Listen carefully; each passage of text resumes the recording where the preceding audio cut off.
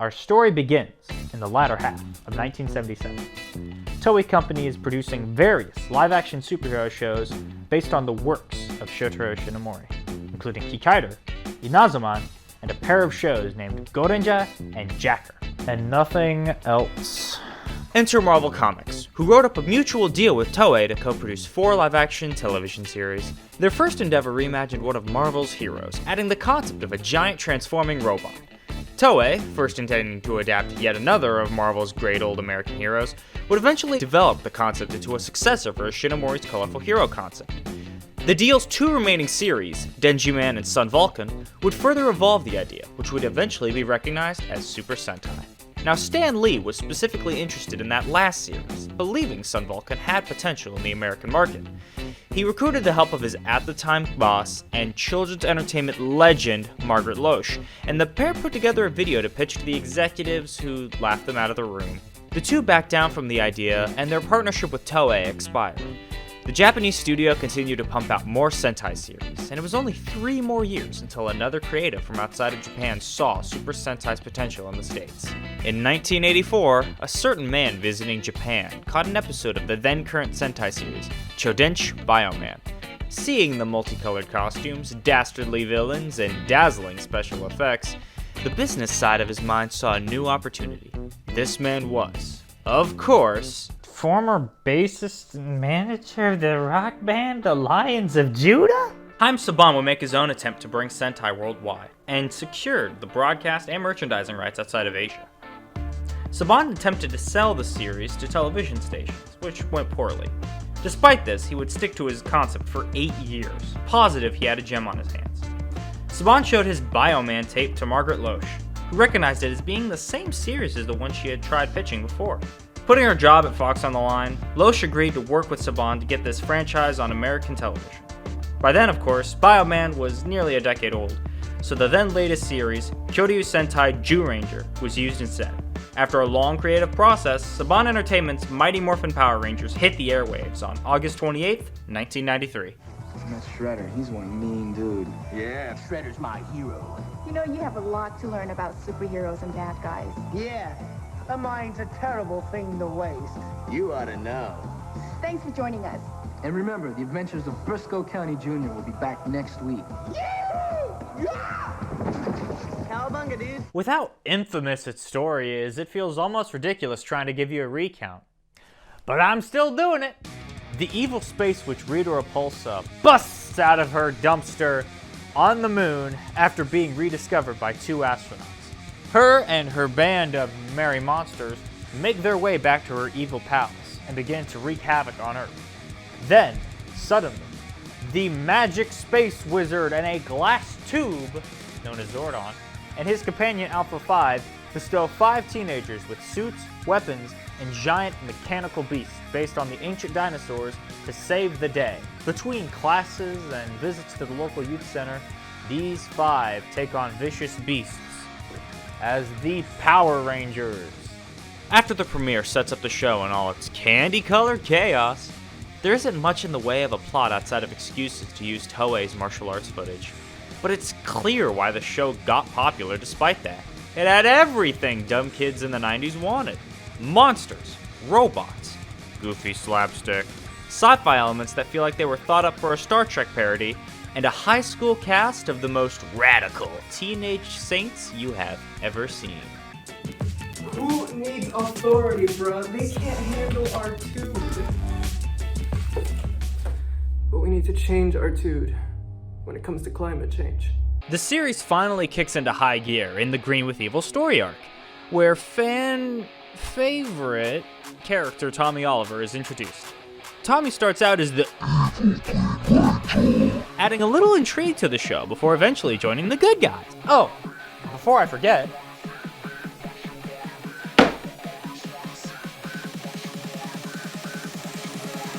the rest of the season would be more of the same. Random 9 incoherent plots with the occasional vaguely interesting story beat. The Japanese stunts and effects have aged really well, but the high school plots really have little going for them besides the occasional chuckle at Bulk and Skull's antics. The show never really takes advantage of the teenagers with attitude concept, nor does it ever really feel like the high school setting is anything but superfluous. Even for the standards of the time, the show doesn't really hold up. It goes for the aesthetics of a 90s high school sitcom without being as funny or compelling.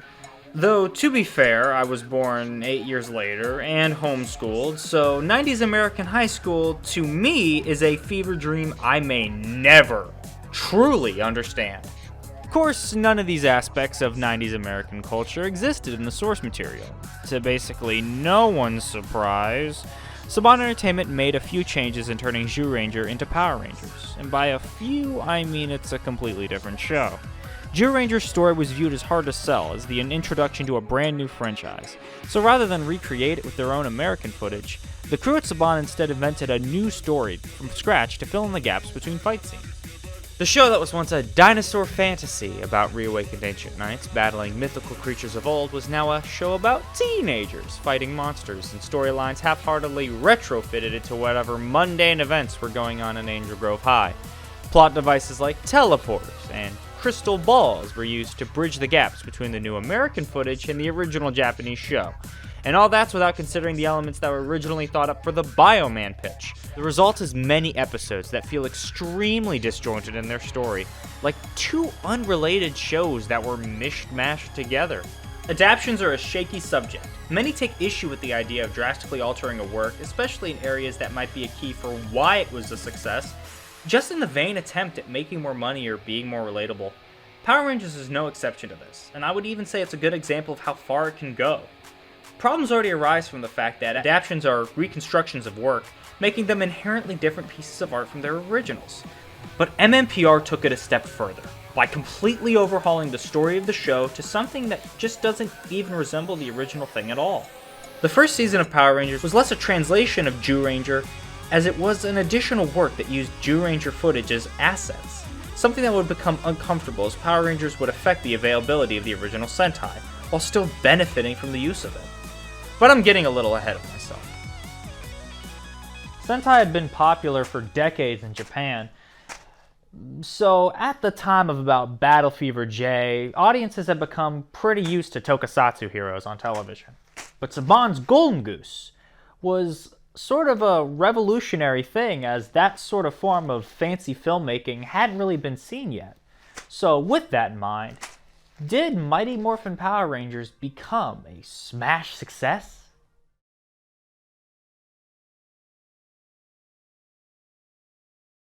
What do you think? The very nature of the show being martial arts and giant robots, combined with cheesy American high school schlock, meant nothing but gold for selling crap to kids. I don't think I need to stress how popular the show was in the 90s. Hell, there's a reason it's still remembered to this day, even if in vague recollections.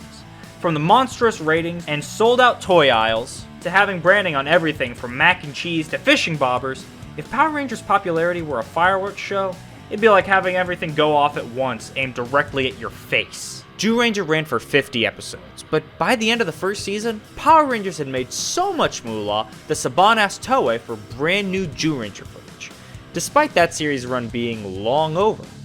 This led to Toei producing a series of brand new Zyuranger fight scenes, referred to as Zyu-2 by fans. However, the tactic of having Toei film new footage only for Power Rangers wouldn't last long, as Saban secured the rights to Zyuranger's successor, Gosei Sentai Dai Ranger. They wanted to introduce some of Dai Ranger's shiny new toys, but they felt its completely different Ranger costumes would alienate audiences. To prevent that, Saban Entertainment filmed new fight scenes to blend Zyuranger's heroes with Dai Ranger's monsters and robots, rather than throw everything away just to continue the show. Between Zyu-2, Dai Ranger, and the new American footage, I wouldn't be shocked if PR's editing room looked like a tornado had blown through it every episode. This is this, and these bits. These are. This is R. This is stuff we did, right? Right, we got that. Die Ranger. Yeah. That's this, and this is Jew Ranger, and this is also Jew Ranger, but is this Jew Ranger, that Jew Ranger? Oh.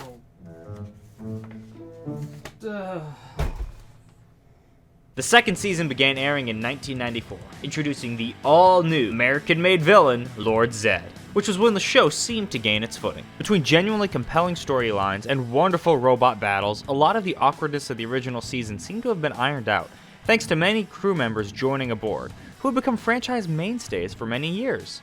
Unfortunately, said crew had to juggle complaints about the show's violence, and how scary Lord Zed was, and getting a handle on filming their own action scenes, and the group dynamic being shadowed after 3 actors were kicked out because of a pay dispute, which results in the season being another disjointed mess. Not that the quality of the Mighty Morphin Power Rangers Season 2 mattered more than the fact that those actors were probably getting ripped off. But make no mistake, that disjointed mess had multiplied the franchise's riches greatly.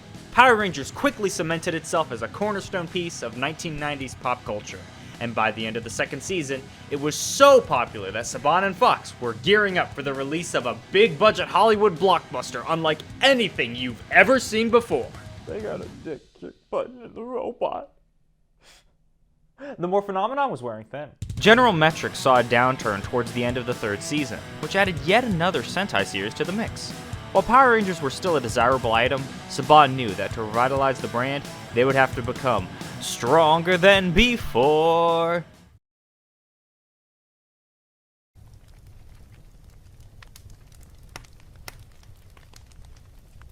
Like a lightning bolt zapping a stock footage Frankenstein to life, Zeo would strike a fresh jolt of energy into the heart of Power Rangers, doing away with the Jew Ranger costumes and really a lot of stuff beyond the cast, in exchange for higher production values, bolstered by its source material, Chodeki Sentai O-Ranger. While visually unique compared to the previous 3 seasons, Zeo was more of the same from the crew heading the show, but with a markedly more cohesive narrative.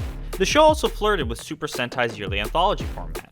While, unlike the source material, Power Rangers kept characters and storylines from year to year, they would now change up the costumes and villains with each new season. Zeo was an important step forward. It pushed off in a distinctly new direction without alienating the existing audience. The show did what it had to in order to keep the franchise on the air. And it also gave us the Goat Clank! But Sladdy, I hope there are no kinks in our new software. Reach out and around and away! I may be in pain, but at least I'm not prejudiced. I have to address one of the worst aspects of this era and the franchise at large, how the cast and crew were treated. From the original pilot all the way through the first half of Wild Force, there were stories of, frankly, terrible working conditions from behind the scenes, ranging from poor wages to working conditions for the actors to outright harassment and threats towards the people working on the show. Obviously not representative of the experience everyone who working on the show had. These incidents paint a very rough and almost amateurish picture of the production that feels especially strange when one considers the insane amounts of money that Saban was raking in. A notable instance of how bad it got was with Billy and Zeo. His actor, David Yost, was abused by the members of the crew because he was gay, causing him to walk away from the show. This ended up having a very large effect on the show, as Billy was written off in a somewhat embarrassing episode where they give him an alien girlfriend doll. Wow, I thought you'd never get a girl. And all that sort. This treatment of the crew goes beyond even just that, with the allegations of some extremely messed up stuff that paints a disgusting view of the working conditions back then, and it is a shame how nasty behind the scenes stuff can get with shows you care about. Semi-uncomfortable with Power Rangers right now, let's talk about not Power Rangers instead. As we all know, Mighty Morphin was a massive success, and Saban knew that Toei had other tokusatsu programs outside of Sentai. So, in order to multiply their fortunes, Saban would start doing to these other franchises what they had done to Sentai, taking the footage and filling the context with as many generic crowd-pleasing elements as they could. The first was VR Troopers, based on Shojinki Matalda and Jiku Senshi Spielbach, and later, Space Sheriff Scheider, because they ran out of footage. Kids weren't big on it. Afterwards, Saban would create Masked Rider, an adaptation of Kamen Rider Black RX, Kids weren't big on it. before finally landing on Big Bad Beetleborgs, an adaptation of the 2 B-Fighter series. Kids were big on it. These shows all had the same spark that made MMPR work, but most of the time, these attempts did little to cultivate their own audiences. Ironically enough, despite coming from the same folks who created Power Rangers, these shows would be seen as plain imitations of the original blockbuster franchise, to where these usually are looked back upon as rip-offs trying to steal some clout from the PR money machine. Which, in a shocking twist, happened, as Beetleborgs was so popular it temporarily overthrew Power Rangers in success, which led to Power Rangers Turbo attempting to replicate the success of its middle school heroes. Oh yeah, I should probably talk about Turbo. Power Rangers Turbo was when the franchise, pardon the pun, ran out of gas. Turbo's story not only stagnated because it was effectively Zeo but with car costumes, but also suffered from trying to fit Gekiso Sentai Car Rangers' goofy slapstick antics into semi-serious plots about terrorist bombings. The show had felt by the numbers here more than it ever had been in the first entire era, and this also reflected in kids' interest in the brand sinking as deep as it had ever been up to that point. Also, the movie stunk. The movie does stink. I just remember that I hate being hydrated. Saban Entertainment realized that they couldn't really expect the show to keep pulling in money. As Turbo flopped so hard, they planned to end the franchise with the following season. Knowing the show's days were numbered, the creative team pushed ahead and created a mighty swan song for the franchise in the form of Power Rangers in Space. This season broadened the show's horizons, featuring amazing plots and, well, everything about outer space. Even the show's iconic high school setting, which was normally sort of restrictive and not really interesting in previous seasons, was barely seen in this new incarnation. This show had a much bigger scope than what came before, fittingly displayed by the universe-spanning plots.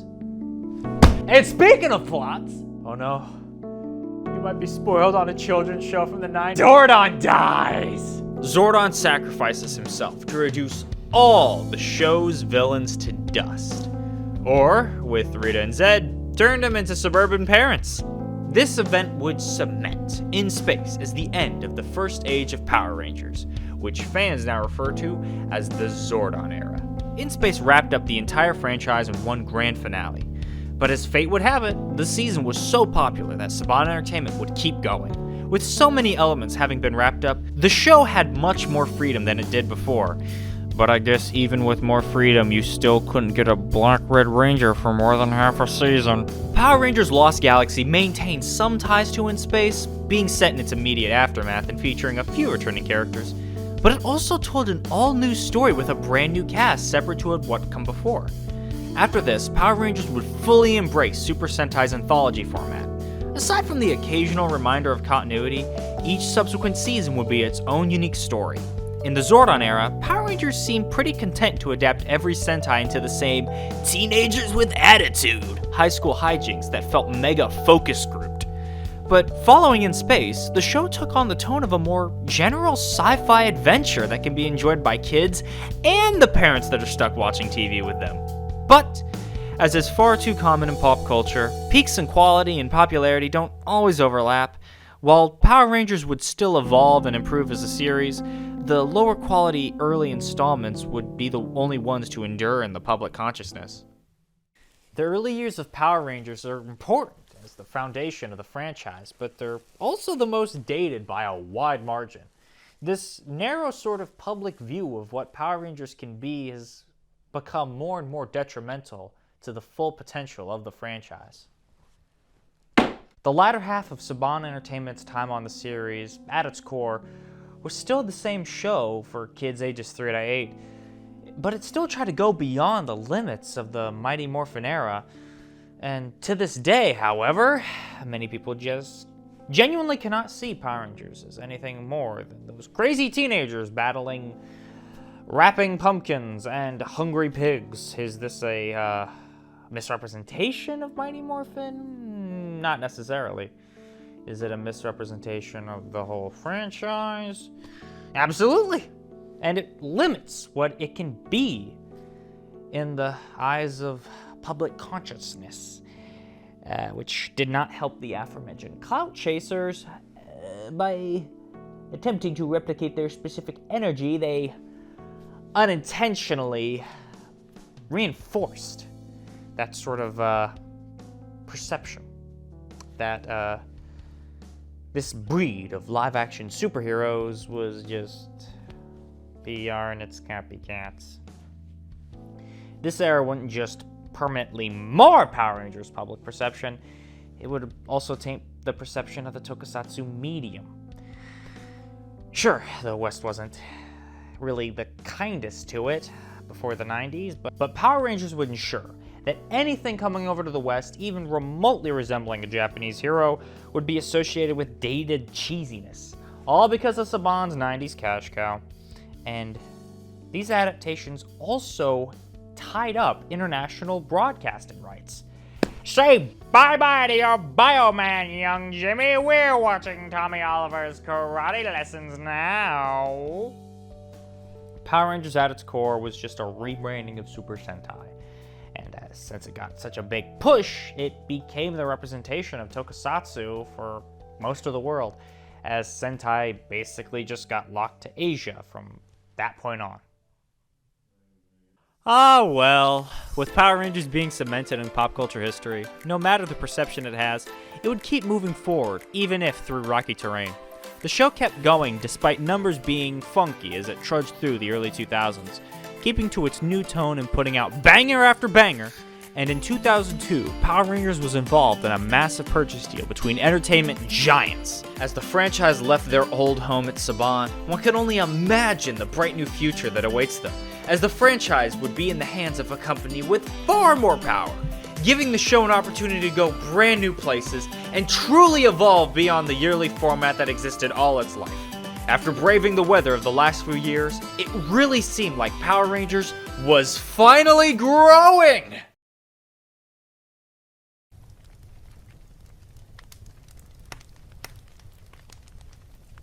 To the tune of roughly $3 billion, the Walt Disney Company purchased Fox Family Worldwide from News Corp and Haim Saban. Thanks to this, Disney would get over 6,500 hours of family-friendly entertainment, and the rights to some weekly baseball games. This acquisition grew Disney's powerful grasp on the television market.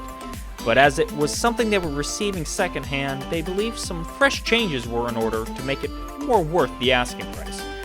The Fox Family Channel, which had already been renamed twice beforehand, would then be changed to ABC Family, and Disney planned to both reduce operating costs and increase ad sales. In a tale that is old as time, it was expected that not everything that was purchased as part of the acquisition would survive the massive renovations that were to take place. The big business executives at the Walt Disney Company, such as Michael Eisner, would absolutely need to make hard considerations on the futures of the many properties they were now the owners of.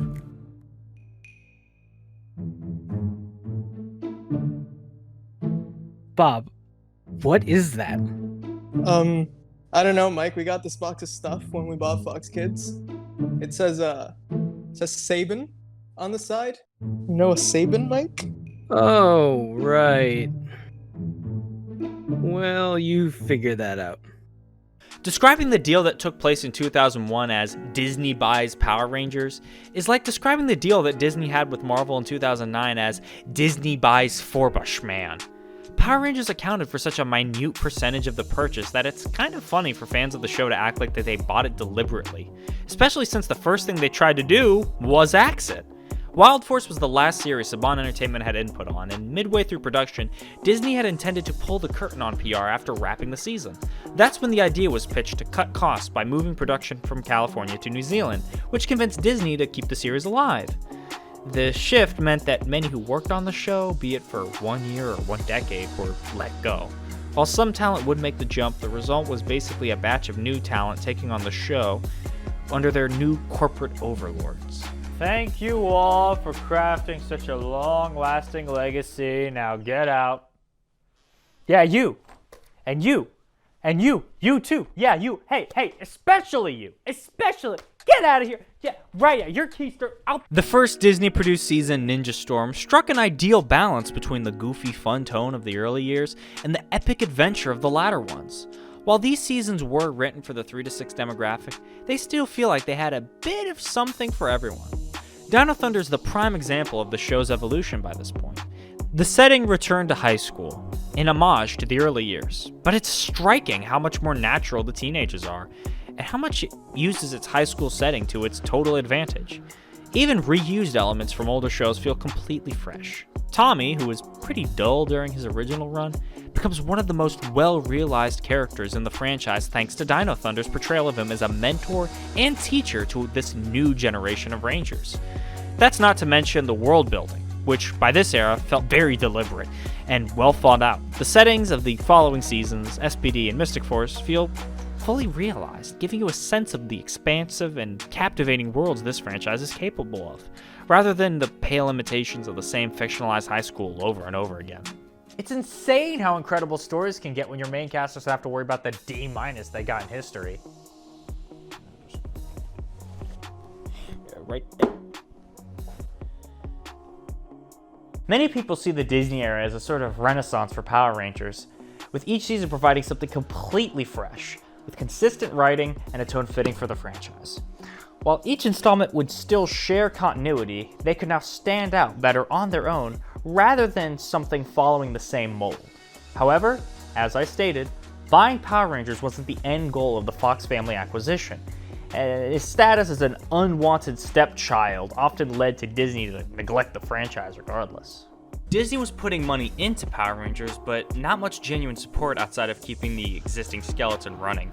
While the show hadn't been doing the hottest during the tail end of the entertainment era, it was far from something that you could justifiably toss into the garbage. But it seemed like, despite the vast amount of money and power that Disney had, it felt rather stagnant as time went on. The show would keep airing, toys would keep selling. It's not like Disney never thought about it. Hell, they even got featured at Walt Disney World. But even that shining moment of glory is proof of their status as a black sheep of the company, as it was their only presence amongst Disney's various theme parks, which is really bad when you consider how big that industry is to their empire. Disney already wasn't over the moon over owning Power Rangers, but the unique baggage that came with this IP in particular only cemented their apathy.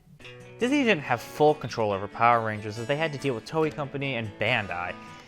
While they were far from totally restricted, you can imagine dealing with so much red tape, especially around a franchise that they acquired by chance, would make a company lose interest. We have proof Disney wanted to expand into fields such as animation, for instance.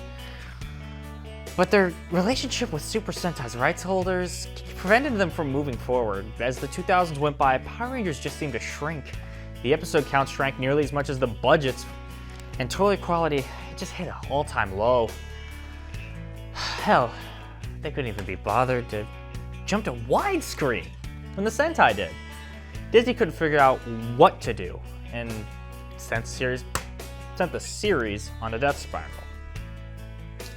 All of this stings even harder when you remember that the franchise radically altered the landscape for tokusatsu worldwide. While Super Sentai was literally chained to Power Rangers, other franchises also had to deal with being perceived as rip-offs of Power Rangers, something that was such a hard negative that it's been seen as a slight against productions with smaller budgets or simpler designs when they get compared to Power Rangers. Power Rangers took Sentai's clout, sealed the gates for other tokusatsu brands, and then floundered its popularity. Not that it would help them for much longer. Disney elected to end the series with Jungle Fury, with the crew trying to put their best foot forward for the show. I want to say it paid off, as I found Jungle Fury to be one of the most enjoyable watches of the whole franchise. It has some really endearing characters and fun battles, complemented by a theme that really helped show how far the American producers had gotten with their fight choreography. The Asian martial arts do feel weird when, you know, which feels rather hypocritical considering the early days of MMPR tried to motivate all kids to stay active and healthy through martial arts. While Jungle Fury was going to be the series finale, and in a moment that is the perfect encapsulation for how little control Disney had over the franchise, they were given one last shot due to Bandai promising foreign partners one additional season. Thus, we received Power Rangers RPM. Disney cared so little by this point that the creative team got to take the show in a new direction. But they were definitely scraping by with not a lot of cash to go around. Back in the 90s, the Sentai season Kaku Ranger had these shark bikes. Power Rangers took those shark bikes and included versions of them in Season 3. The Shark Cycles would influence new American exclusive bikes that would be strung throughout the entertainment era, and later on, the Disney era, which saw far more use of these vehicles. Whenever Bandai of America wanted to put brand new toys such as those vehicles that weren't in the Sentai into Power Rangers, they would have to provide some additional budget to the team working on the show to produce those additional elements. Whether these elements be a new vehicle, a weapon, or those damn battleizers. But as Disney barely cared for how RPM did, Bandai had to fork over the cash themselves just for the show to get produced. No new hover bikes or mega blasters, just getting the show off the ground required that extra moolah. To put it simply, Disney wasn't the biggest fan of the show. By the end of the season's run, new episodes of RPM premiered at the crack of dawn, when no kids would want to be up. With said schedule even constantly changing with no nationwide consistency. With no promotion, you had to hunt down this show just to catch a glimmer. For what seemed like such an elusive beast, was it worth bothering to tune in? I didn't know they could make a show that looks the way coins taste. RPM is widely considered by most Power Rangers fans to be the darkest and most mature Power Rangers season ever. A take I suppose is true. The show very much does have some subject matters and visuals that are pretty contrasting to a lot of what is expected of Power Rangers in the past. But as people go on about that sort of thing, it doesn't really change what the show is at its core. There are still plenty of Power Ranger hallmarks like the brightly colored heroes and the cheesy jokes. RPM doesn't really ignore or change those aspects, it just sort of actively jokes that they're there. It creates this weird, uncomfortable contrast where RPM's only sign that it's a Power Rangers season are the elements it actively makes fun of. Like a teenager embarrassed to be playing with Power Rangers. This season isn't terrible, I just dislike the thoughts and ideas that it has spawned because of how much it has been changed in adaptation. Go Onger, the Sentai it came from, had a very comedic tone, and many viewers walked away from RPM bashing Go Onger for seemingly not being as edgy and serious. This sect of the fandom is really troubling, as they seem to be unsatisfied with the tones and themes that make up the majority of the franchise, turning downright vitriolic at the sight of shows that aren't intended for their demographic. They're definitely one of the most selfish groups in the entire fanbase. RPM isn't the worst thing I've ever seen, but I dislike the notion it should have been the cloth that all future Power Rangers are cut from. One strength I believe the franchise has is in the variety of what you can get out of the different seasons. And having everything be like RPM feels like it'd be a massive drag.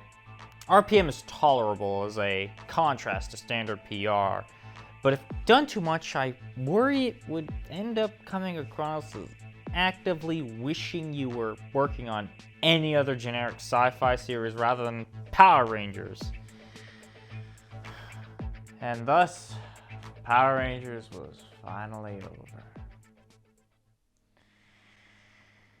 If only we were so lucky. It's 2010. Disney's ready for Power Rangers to just slowly die. Bandai decides they want to produce brand new toys based on Mighty Morphin. And thus, Disney's like, fine, we'll put the show back on the air. Thus, we got Mighty Morphin Power Rangers, the reversion, which is roughly 20% of the Mighty Morphin saga, with goofy comic book effects everywhere. Disney had the insane idea that kids would think MMPR doesn't look outdated if they added these weird comic transitions and graphics everywhere, and it does nothing but make the show look tacky. Beyond that, and the fact that they made cell phone Rangers, there isn't much to say about 2010. It was the last slow, dying cry of a brand that seemed doomed to fade away. I'm really mixed on the Disney era. Even if it didn't have total control of the brand, the franchise absolutely didn't deserve the shaft it got from them, especially considering how many efforts it made towards adapting to new audiences. While keeping the fact that Disney didn't really want the franchise in mind, I still think the move was for the best, as the show just wouldn't be the same without it. Luckily, this wouldn't be Power Rangers' swan song yet, as the franchise would be sold off by Disney at the end of the decade, ending Disney's attempts at a massively popular superhero media juggernaut. Oh, well, at least this show wouldn't be in the hands of a greedy corporation like Disney?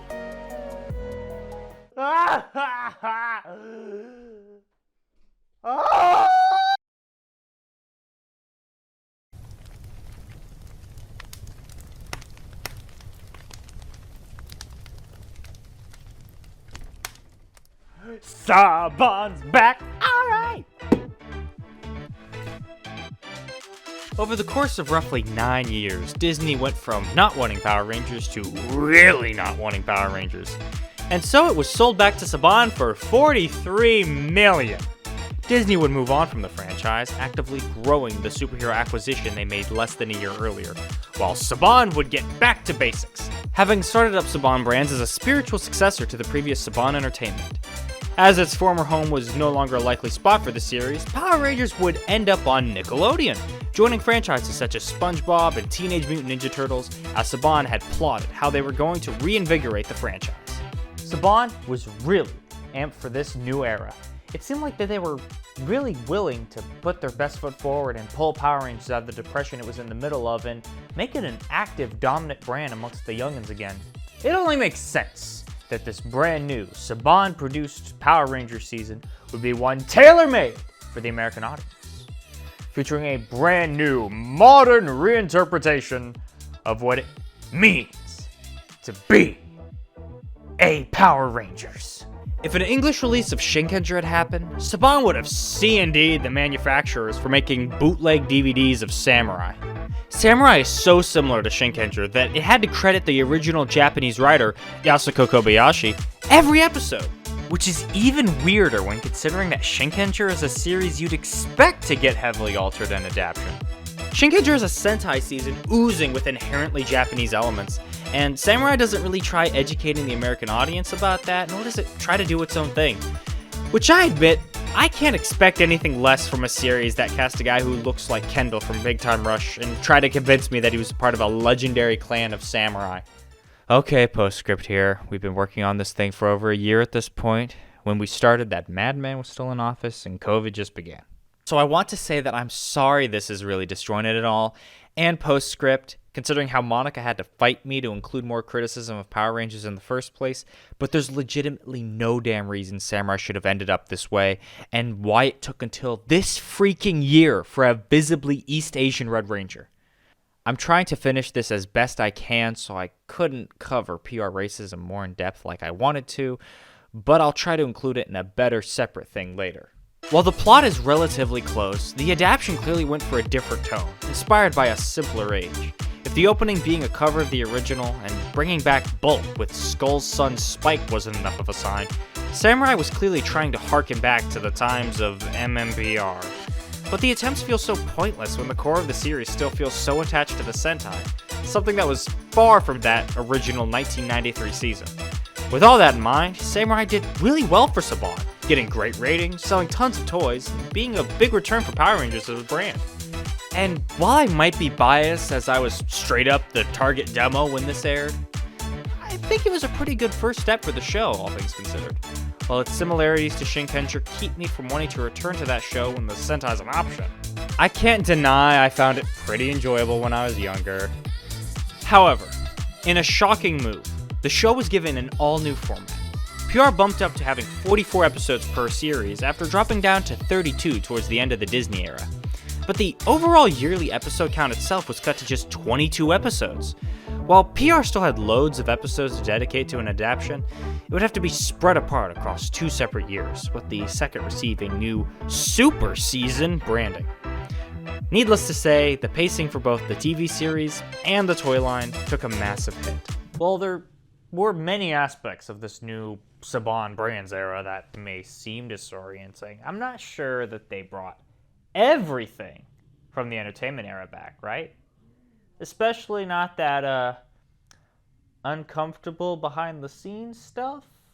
Hey, remember when they only asked for white men to play the lead in a show about Japanese warriors? Remember when they did it again the following year and also pushed away a black woman from playing the Yellow Ranger because they already had a black man playing the Blue Ranger and they didn't want more than one black person on the same team? Hey, remember how there were no Red Rangers of color who got a full season under Sabata till Tyler the Ranger immediately following that whole controversy? Or how the same year we got Shelby, the first black woman to play a Power Ranger since Katie in Time Force in 2001, and how she was also, in that same amount of time span, the first black woman to play any significant title character in Power Rangers?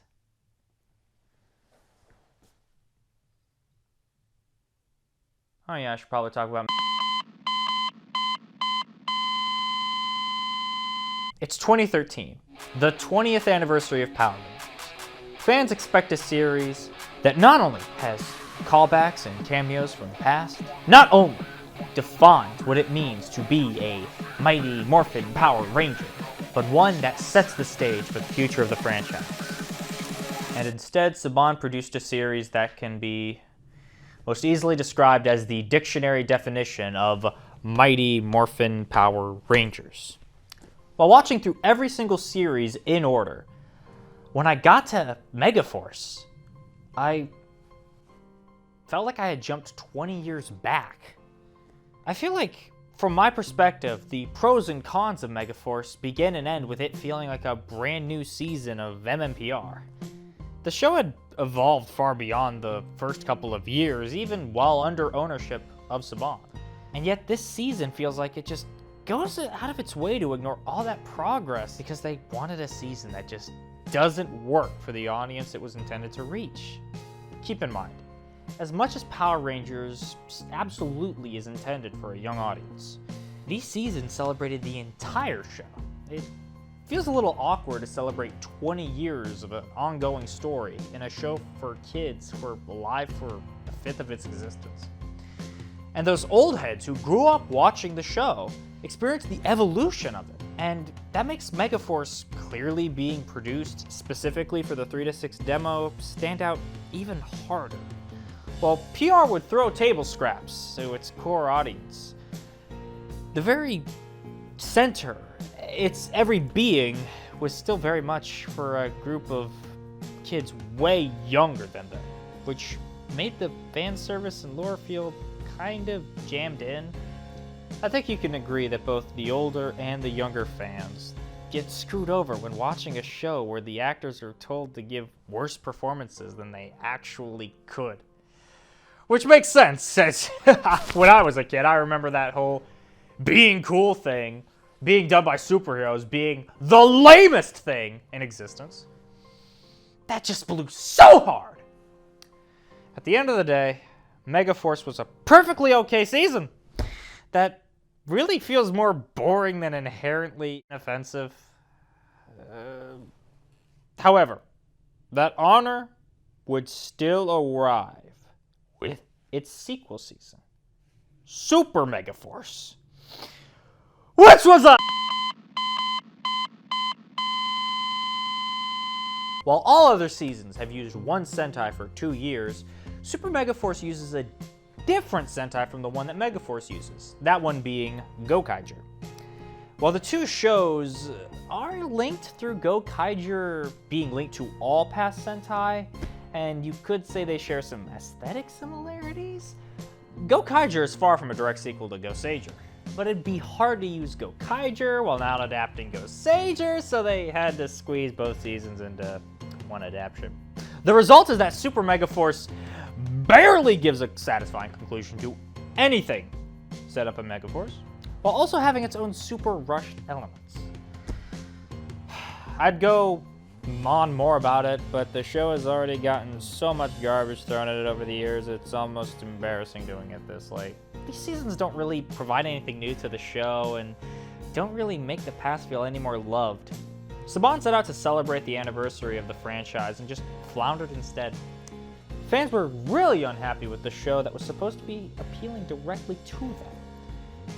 Especially while knowing that Gokaiger was like the greatest Sentai thing ever or whatever. But everything's okay, because there's still that constant cycle of Sentai getting adapted.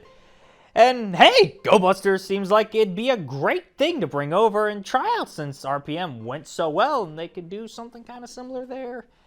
I bet once that airs, the fandom will be in such a better place. Rather than adapting Go Busters, Saban Brands opted to use the series that followed it, Choryuger, instead, to create Power Rangers Dino Charge. This move sent shockwaves through the fandom and brought about all kinds of questions. One of which being about the toy line, which, and this was even later to be confirmed, a factor in why Choryuger was chosen instead of Go Busters. It seemed like this specific reasoning was a point that bothered many fans, as the season they were really looking forward to being adapted ended up getting shafted for one that used dinosaurs, something that better resembled the original era of the show, something that would have hit a still fresh wound considering how the very previous season was Super Megaforce, and you already know how that whole parade went. However, toys clearly don't dictate writing decisions, and in fact, Dino Charge was actually closer to an in-space era sort of season. While it still had plot fumbles and such, I think it's probably the most solid season of Power Rangers in recent memory. And had it not been surrounded by so many polarizing entries, I think it would have been looked back more fondly than it already is. Another element that affected perception was the second season. Dino Supercharge was a significant step down in terms of quality, with many interesting elements that had been teased either not paying off or just straight up not being used at all. With a finale that had the polarizing twist of the Rangers committing omnicide coming out of nowhere and weirdly pissing off some fans, this started the perception that modern Power Rangers series always fell flat in their second seasons. Even with the disappointing conclusion, Dino Charge was still enjoyed as a breath of fresh air after all the MMPR-fueled content that was served up for the past half a decade. And of course, as it wound down, fans began imagining the next colorful adaptation that would be heading down the track, full speed ahead towards the United States, as this train-starring Sentai would be following up Dino Charge. I think they got off at the wrong station. Power Rangers Ninja Steel ran from 2017 to 2018, being an adaptation of Ninja. Ninja Steel skipped over to Kyuger, just like Dino Charge had skipped Go Busters for before. And it isn't the worst thing I've seen. I mean, it was clearly not made for me. It just sort of made me feel extremely okay. Like I've said, Power Rangers has, and will probably forever be intended primarily for children. But previous Power Rangers series were at the point where you could kind of get something out of it if you were an older viewer. Ninja Steel not only felt laser targeted on its 3 to 6 demo, at points it felt downright proud of it. That's not an inherently bad thing. It's good that the show is trying its best to entertain the kids who are watching it. It's just that Power Rangers has an older fan base, and when you do things like wheel out Jason David Frank to do some really fan servicey bits, you're directly acknowledging that you have an older group of viewers, and the very core of Ninja Steel just doesn't line up with them. While Ninja Steel seems to have done really well with the core audience, it's definitely one of the most polarizing and controversial seasons of the show, only rivaled by Super Megaforce in its disdain. Now, I've brought up Power Rangers' child audience a lot. You may ask why older fans matter if the core demographic is being served. Many big superhero IPs and most geek IPs have attempted to provide multiple pieces of media with tons of variety in stories, characters, and tones. Look at something like DC or Marvel, and you can see a massive landscape of content that starts at bite-sized action for the tots and balloons up into dramatic adult stories for the oldest of audiences, while typically having an even rant between the two ends. These spectrums of tone allow franchises to come up with any kind of story they want, and it not be polarizing for a specific age demographic, as they have their own pieces of media to enjoy. Little Scotty can enjoy his rescue bots without affecting his Father's Day viewing of The Last Night. But what happens when you focus on one end of the scale for so long before suddenly putting out something at the very other end? No, that's not official. No, not that either. That's the spice! If you've ever wanted to see an hour-long Degrassi marathon before accidentally flipping the channel to the last 20 minutes of Pacific Rim, then boy do I got a movie for you. Saban's Power Rangers trademark, in brackets 2017, somehow ended up feeling like two completely different movies. The first 3 quarters are an engaging teen drama with lovable characters, a realistic tone that feels fitting for the franchise without feeling so overtly, comedically dramatic, and a story that feels like a pretty nice one to sit through. But then the last quarter rolls around, which feels like a stilted and poorly designed update of the 1993 phenomenon that honestly looks more like a rejected film pitch that you'd see on Vimeo in like 2012.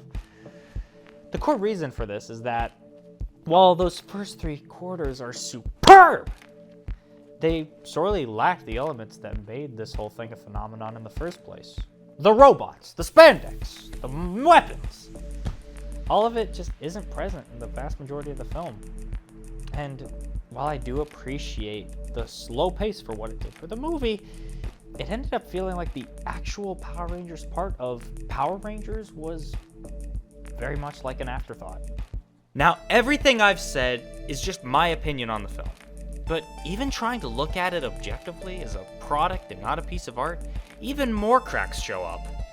The film was released at a time where superheroes in film were saturated with colorful comedy-centric movies, mostly from Marvel. That comedy action style is perfect for Power Rangers. That's the tone the whole franchise is known for. Obviously, it makes sense then to greenlight a Power Rangers film to ride the wave of the MCU's successes, then make a slow-paced teen drama that would really only appeal to a niche audience. The result is a film that not only didn't capture the eyes of kids who were watching PR on TV, but couldn't grab general audiences who were probably sick of the dark, edgy reboots to campy superhero stories. All this coming together to create what is unarguably a financial bomb. The Power Rangers franchise comfortably survived the 2010s, but absolutely took massive losses to its credibility as a blockbuster IP. While the shows were hits with kids, all that work on it just seemed to make a franchise that profited from no one but that 3 to 6 demo, which you would think be fine, but compared to the juggernauts of Marvel and DC, it felt sort of out of place. Following a deal towards the end of the decade, not only would Saban walk away yet again, but Bandai of America, longtime partners, would be no longer producing the toys. With a new company managing both ends of the franchise, both show and toys, many fans believe that just maybe these would be the people who could see Power Rangers as something more than meets the... Remember, kids, don't make really cringeworthy Transformers jokes while talking about Power Rangers now that Hasbro owns it, because you're going to get socially ostracized because of how lame your jokes are. Instead, reference other properties like the one that's only being consumed by 40-year-old military boomers who are too obsessed with action figures to actually have cool military propaganda or whatever. Now you know, and knowing is half the battle. G.I. Joe!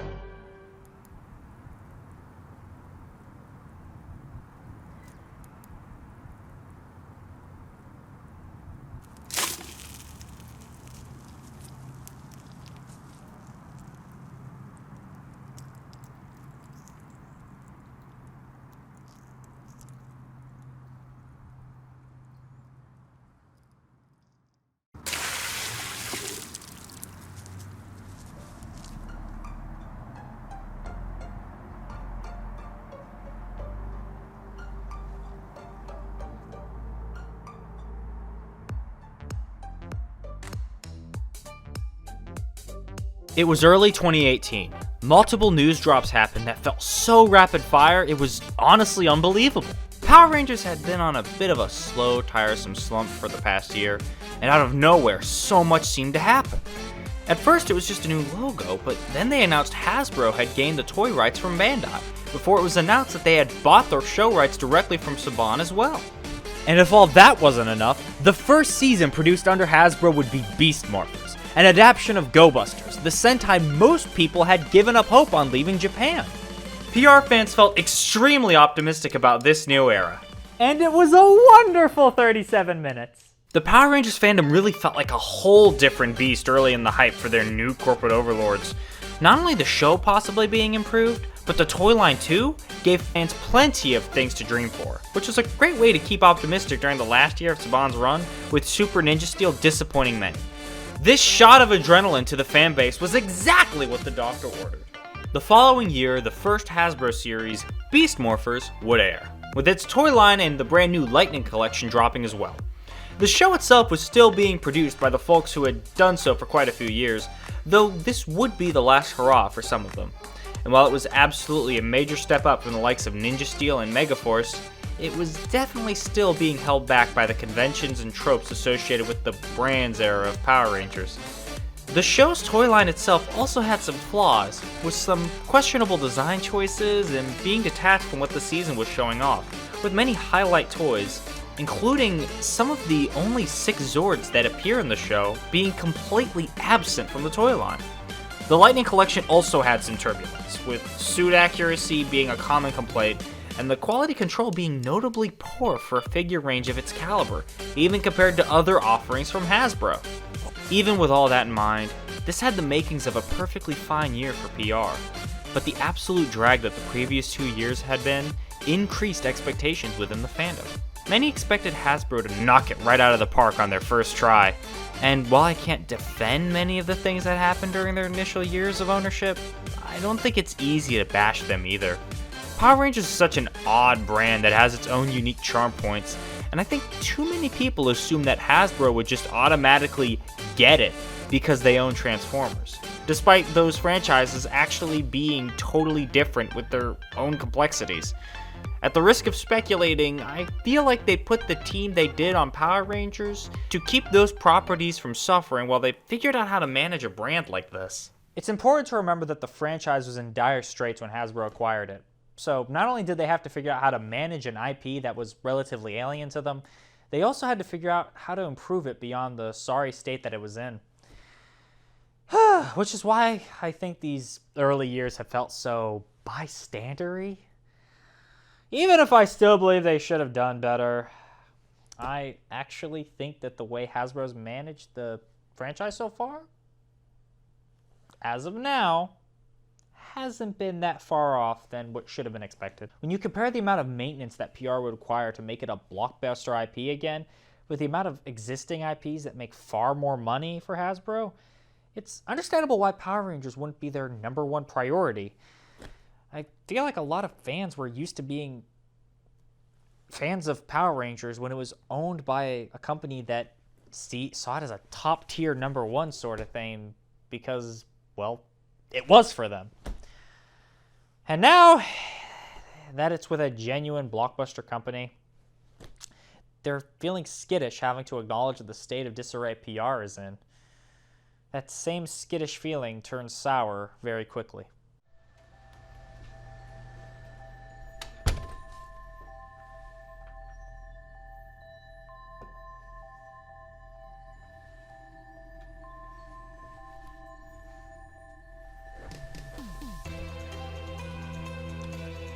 Most fandoms have at least a sliver of toxicity, sometimes just brewing beneath the surface. Power Rangers no exception. But while it has historically always been this way, I think, especially over the last 10 or so years, it's gotten worse. Many fans show a sense of entitlement and hatred over something they profess to love. And it's not like the show has been so perfect that all arguments are invalid, but these super fans take it to a whole new level. The way that the Brands era continued to tease older audiences without really giving them anything to sink their teeth into is one thing that I think helped contribute to this sort of general degradation. The worst example I've seen of this sort of mindset came from the reaction to an article by the Illuminati, which talked about who they believed were the cast of Power Rangers Dino Fury. Within the article, they made comments about Hasbro, sort of giving them snide jabs about the whole lack of information thing, which sort of led the fandom to taking their job into their own hands as they quickly spread this news of a supposed cast and quickly then contacted said cast in their personal social medias and flooded them with "Congrats on getting in the show" messages. I gotta say, blind speculation really wasn't cutting it for me. But then I tried congratulating strangers on a role they didn't get. And now, I've never felt more energy in my entire life! Hasbro would later reveal all 5 Rangers, with Dino Fury Green being played by a different actress. Shortly after, we learned that she had been recast during development, proving that while the Illuminati article was true, the information was old and set up an incorrect expectation for the fans. While I can't speak for Alexandra Nunez, I imagine it was at least awkward to receive tons of messages congratulating you on being involved in a show that you just straight up weren't, especially since that info wasn't set in stone to be revealed. Is this an extremely specific example that isn't the worst thing in the world? Yeah, but I think it's a good example of how the Power Rangers fandom tries to outthink officials with the franchise and how it devolves into toxicity. While I can't say this without a hefty dose of hyperbole, I really feel like the PR fandom is terrible with handling the idea of being wrong about the thing they love. The whole situation makes me think of Smash Brothers fans. You know, the ones who think that colored chairs are hints at playable characters. This undying need to be right blends far too well with PR fans' constant pleas of entitlement. Said entitlement is so strong that their wishes for future content somehow blend into their minds as truth of what should be created. Some PR fans just don't dislike stuff they're not into. They dislike it because it's not what's in their heads. All fandoms have had this problem, but PR is awfully dreadful about it. It's so hard to ignore when there's just so many of them within the fan base. To a distracting extent. This torrent of toxicity just leads to the fan base feeling like a unwelcoming and heinous environment to be in, which is even worse for newer fans who are already enduring an uphill battle. Power Rangers has always been pretty hard to come into compared to other franchises. Well, under the rule of Disney, solid seasons were being pumped out. And the company also actively inhibited the show and never really gave it a proper place in the spotlight. Following the buyout, Saban really tried hard to bring PR back to the phenomenon they wanted to, but that ended up devolving to a worship of all things 1993, something that just doesn't fly well for newcomers. For almost the entirety of the 2000s, it's been hard for newcomers to join the Power Rangers fandom because of these elements. And it doesn't help the prevailing idea that a 90s throwback has, that everything except the actual tone, an aspect supercharged by official products such as the Boom comics. These comics are a weird alternate take on MMPR that I still got plenty of enjoyment out of while reading them, though mostly the early issues of Go Go. But every time I saw an interesting angle or a compelling character moment, the series hard corrected back into the worst element of the Power Rangers fandom. Why, yes. Pandering to Mighty Morphin. Psych! The amount of focus the original show has over like 30 plus other seasons really bothers me. But the true evil of how Power Rangers fans want the series to be like is just how drab the ideas are. The Rangers are struggling with an unknown threat, horrified that they'll never get back what they've lost, struggling to cope with the pain of failure. The Boom comics and many fan works are hyper-focused on the failure of Power Rangers to an almost depressing extent. Hell, the most iconic imagery from the Boom comics is probably the sight of a Power Rangers helmet with a cracked visor. Allowing superheroes to lose is far from a bad thing. I have the totally hot take that heroes not being perfect is a really interesting idea. But PR beyond the show on TV is so obsessed with it, it almost feels claustrophobic. The comics felt like I was watching the team constantly fail, with their victories only leading to new failures. And obviously, that's how an ongoing narrative works, but the losing felt so major compared to any small victories or moments of peace that I felt like I was losing my marbles. This desire for misery is made worse by just how much PR fans want the show to be taken seriously, no matter how much it's just incompatible with the core brand. It's so hard to stomach an attempt at a realistic depiction of a fascist armies being led by a psychotic madman when your story is intrinsically linked to Bulk and Skull. While superhero franchises are no strangers to unique pieces of media having distinct tones, Power Rangers have had such a limited library of tones to choose from, while having their core tone be very much focusing on the 3-6 demo. It's a lot harder to produce content for older audiences when your core piece of media aims so low that you feel the need to overcompensate by having characters named the Psycho Rangers canonically murder thousands. This video so far has effectively been multiple tangents stapled together. So what's the harm in throwing in another? That's better. Well, I can't say I'm over the moon about how much focus the original PR seasons have gotten over the past 10 years. I can't exactly act like I don't understand why. Knowing that these sort of works are being produced for the same audiences who will gladly take Generation 1 Transformers, TNG-era Star Trek, a second reboot of the Ghostbusters, but this time it's a soft reboot? Nostalgia sells. That's a fact. But it doesn't really do any good for Power Rangers. Not only did said nostalgia not help the movie, it also doesn't really seem to satisfy fans either, which I think is because of how it's used. For example, look at Draken. I'd understand if that's a hard thing to ask of you. While Tommy's shocking debut is definitely eye-catching, it's his post-Green with Evil storyline that interests me the most. His friendship is fueled by the way the other Rangers welcomed him in with open arms, despite everything that had happened. Even if not given the choice like Zordon's Rangers were, Tommy still carries the burden of being a Ranger in order to return the favor to his team for saving him, which makes it sting all the worse when the very evil force that gave him his powers tries to take them away from him, forcing him to feel powerless in a struggle over his free will. After some back and forth, Tommy truly loses his Green Ranger powers for good, and is genuinely devastated by it. The show makes it known how badly it affected not just Tommy but the other Rangers as well, with Jason being particularly bent out of shape over his inability to do more for his friend. Green Ranger Tommy's entire storyline is probably the absolute highlight of the original 3 seasons of Power Rangers, which is followed by about 4 years where all of that is thrown to the garbage and he's reformatted with new powers and just becomes a generic leader type character. But as I mentioned during the Disney era, Dino Thunder brought back the magic of Green Ranger Tommy through his new Black Ranger story. This season wonderfully uses Tommy as he's thrust into the role of mentor. The compassion showed for his original teammates now shines through as he teaches the new team of Rangers everything he can.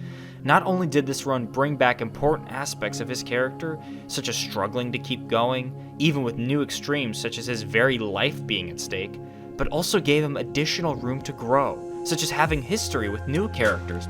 Now, why did I go on talking about the most popular Ranger of all time? Well, simple. He's my favorite. Tommy, during the very beginning and through the end of his Ranger lineage, presents some of the best stories out of PR's early years. And I believe its strongest period throughout that entire original era in general. Which is why it hurts me that most media beyond that focuses on the two areas of Tommy's character that I consider his weak points. Green with Evil and his tenure as leader. Draken really is nothing more than if Tommy from Green with Evil never got saved. There are a lot of stories in the Boom comic series which try to give him some more depth, but it ends up reducing the character of Tommy himself into something that is worth even less than his rather shallow MMPR original. None of his original compassion shines through, and the result is either a leader who constantly struggles with keeping his team together in one piece, or a overlord who has the depth of a puddle. To put it simply, Draken isn't bad because he's MMPR pandering. He's bad because his story feels so dour and depressing without actually using any of the elements of Tommy's story that actually come from the show. It doesn't have the hopeful vibe from the show at all, and it just sort of makes me sad and upset while reading.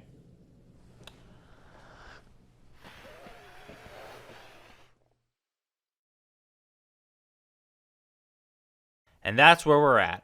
Power Rangers is limited by an extreme dedication to staying within the boundaries of what the franchise is and being terrified of any branches. Obsessed with wanting to both relive the glory days and also make those glory days their darkest hours. Chasing a market that seemingly could never actually produce new fans at the current rate. Being seen as low enough that Power Rangers is an insult used against other productions, which unintentionally helps dirty the perception of tokusatsu outside of the East. And the worst one of them all, this dinky-looking visor that Devin had.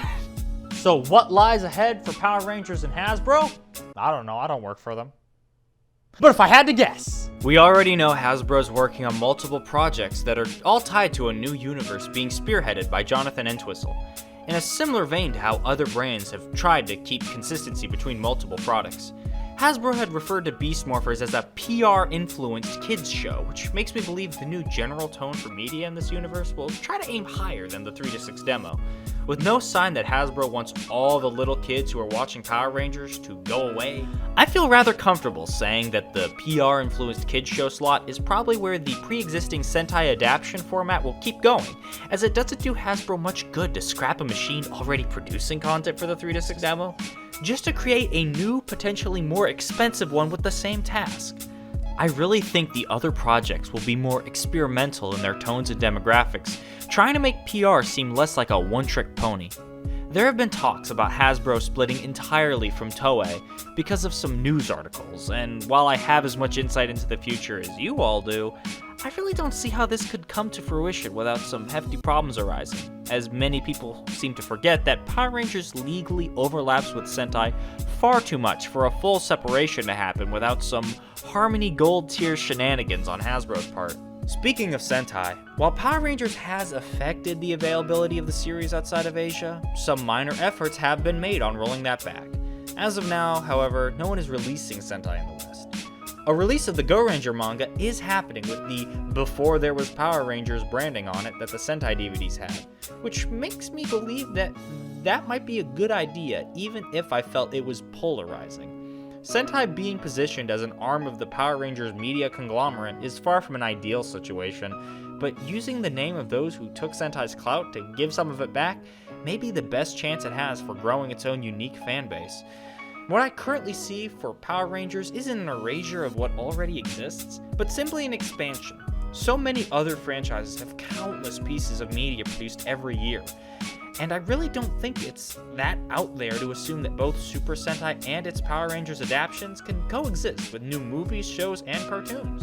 But at the end of the day, I just don't know what's gonna happen. Power Rangers could literally get shut down next year and I wouldn't see it coming at all. Unless I wrote it down as a half thought out joke in a script for a video I produced about a year prior. When I started this project, I really wasn't sure what kind of form it was going to take, and even as I assembled it, I didn't feel that certain about what my goal was. I think that there were many things I just wanted to get off my chest about Power Rangers. And even if I feel like I'm woefully inexperienced at this, I thought this video was the best sort of method to do so. While it was definitely rough, I hope you could get something out of it. And if you would be so kind to allow me one more tape to put on the mountain of tapes I've already dropped onto your lap, it would be this. I don't think Power Rangers nor Super Sentai are doomed any sort of eternal damnation like some might think they are. In these quirky modern times, anything can come back from the dead if there's enough demand for it. And I think, even without recognizable names or designs, something with the superhero spirit that both shows have will be around no matter what. Because I think there's something truly captivating in the idea of 5 heroes who individually are stronger than the average person, but together are stronger than anything that comes their way. And that'll last as long as people who believe in working together for a brighter future. What's going on, guys? How you doing? This is Jack Guzman, the Black Ranger from Power Rangers Wild Force. This is a little shout out for Cammi and for the rest of all you Power Ranger fans. I just wanted to tell you, man, don't let the worries that you have now affect your judgment of the future. And remember, never give up. You guys have always been great fans. Let's not stop now. So I wish you all the best. Be kind to each other and never give up, man. Peace. Finally, I now understand what a Saban's Mighty Morphin Power Rangers is all about.